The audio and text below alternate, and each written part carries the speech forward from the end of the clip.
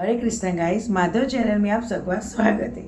और कार्तिक मास का जो अध्याय अभी चल रहा है, इसमें 17वां अध्याय आया। आगे के 16 अध्याय मैंने इस माधव चैनल पे डाला है, जो आप सुन सकते हैं। और इस कार्तिक मास में आप सबको वृंदावन यात्रा जरूर करनी चाहिए। इससे हमें बहुत सारा लाभ भी होता है और अच्छा फल भी मिलता है। मैं तो जाने वाली हूँ और वहाँ वृंदावन जाके भी नई वीडियो जो बनाऊंगी वो माधव चैनल पे आपको दिखाऊंगी। आज पढ़ रहे हम 17वां अध्याय। नारद जी कहते हैं, उस समय शिव जी के गण प्रबल थे और उन्होंने जलंधर के शुंभ निशुंभ और महासुर कालनेमी आदि को पराजित कर दिया।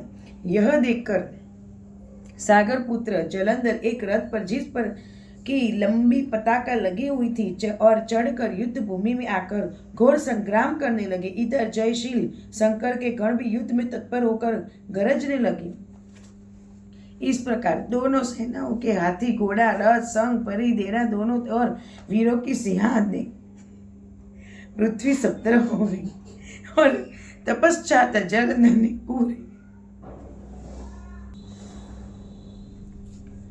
और प्रकाश दोनों सेनाओं के हाथी, घोड़ा, संग, परी तथा दोनों और वीरों के सिंहासन से पृथ्वी सप्तर हो गई और तपश्चात जलंधर के कुहरे के समान बाणों का फेंक कर पृथ्वी से लेकर आकाश तक व्याप्त कर दिया। और नंदी को 5, गणेश को 5 तथा वीरभद्र को एक साथ 20 बाण मारकर उन्होंने शरीर को छेद दिया और मेघ के समान गर्जन करने लगा। यह देखकर रुद्रपुत्र कार्तिक ने भी दैत्य जलंधर को अपनी शक्ति उठाकर मारी और घोर गर्जन किया। उसके आघात से वह पृथ्वी पर गिर पड़ा, परंतु वह यह इतना बली था कि शीघ्र ही उठकर खड़ा हो गया और क्रोधाविष्ट होकर कार्तिकेय पर अपनी गदा का प्रहार किया।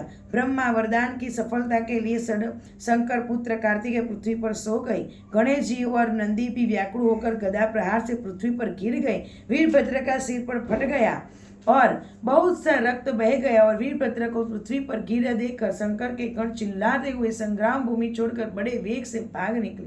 17वां अध्याय समाप्त। इस प्रकार हम कार्तिक मास के आगे भी सभी अध्याय पढ़ने वाले हैं, तो आप मेरे माधव चैनल पर बने रहना और लाइक और सब्सक्राइब जरूर करना। हरे कृष्णा।